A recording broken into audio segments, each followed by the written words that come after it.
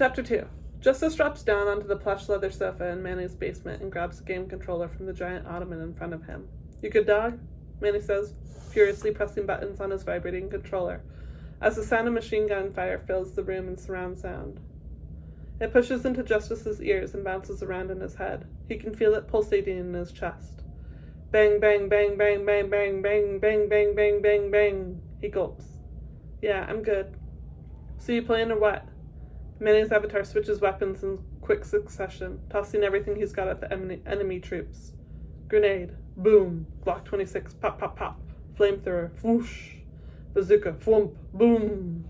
So many guns, just like the one Costello kept his hand on while treating Just like a criminal. One wrong move and Just might have been the next Shamar Carlson. He shudders. "Hey, you mind if we play something a little less violent?" Manny pauses the game, turns to his best friend. "Sorry." Justice drops his head. "Can't really handle the gunshots and stuff right now." Manny reaches out to give Justice's shoulder a supportive squeeze, then pushes a few buttons to switch games. The new Madden, which doesn't even hit shelves for another week. Justice shakes his head. If only he had his best friend's life. Must be nice having the VP of a major financial corporation for a dad. The guy chose their respective teams. Manny wins the coin toss and elects to receive. He clears his throat. "You want to talk about it?" Justice sighs. "You know I'm here for you." "Here if you do, right?" Manny says.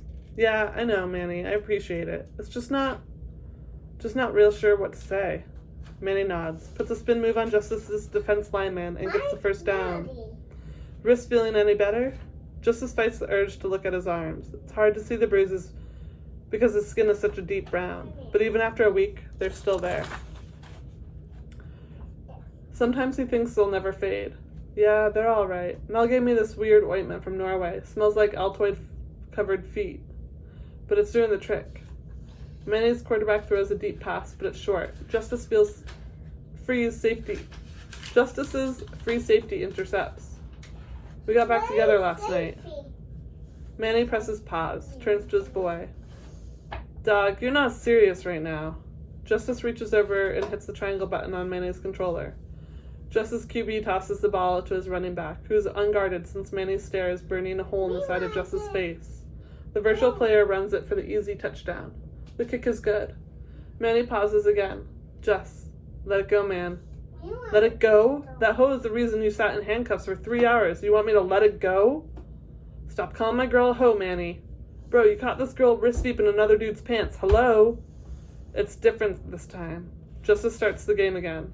His team kicks off, but Manny's player don't move because he's still gaping at Justice like he's just confessed to murder. "Hold up," Manny says, stopping the game and tossing his controller out of Justice's reach. "So you mean to tell me that after this girl sat there and watched this cop brutalize your ass, she was scared, man?" "Unbelievable, Juss." "Whatever." Justice stares at the football game, frozen in midair on the massive flat screen. Girls don't really flock to Justice like they do Emmanuel Manny Rivers. Bras prep basketball captain, and one of the best-looking guys Just knows. There's a lot of stuff Manny has that Justice doesn't. 2 parents with 6-figure salaries, a basement apartment, a badass car, crazy confidence. What does Justice have? The hottest girl in school. "I don't expect you to understand, Manny. You run through girls like underwear. Wouldn't know true love if it kicked you in the nuts." "First of all, true love wouldn't kick me in the nuts, considering how many times Mello has figuratively kicked you in yours." "Shut up, man."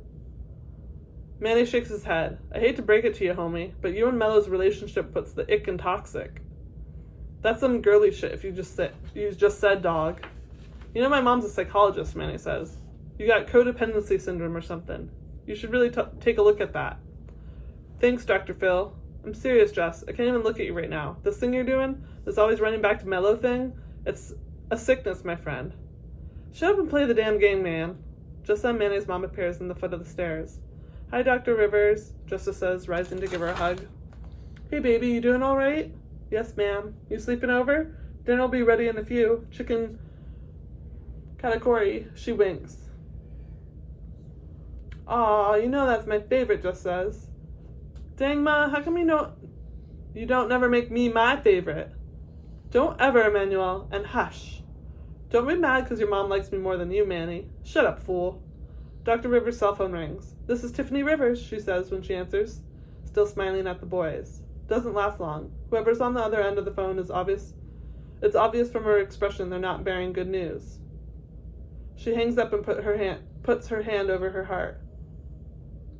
Mom, is everything okay? That was your aunt, she says. Your cousin's been arrested. Manny rolls his eyes. What'd he do this time? Dr. Rivers looks from Manny to Justice and back again. He's been charged with murder, she says. Manny's jaw drops. They say he killed a police officer.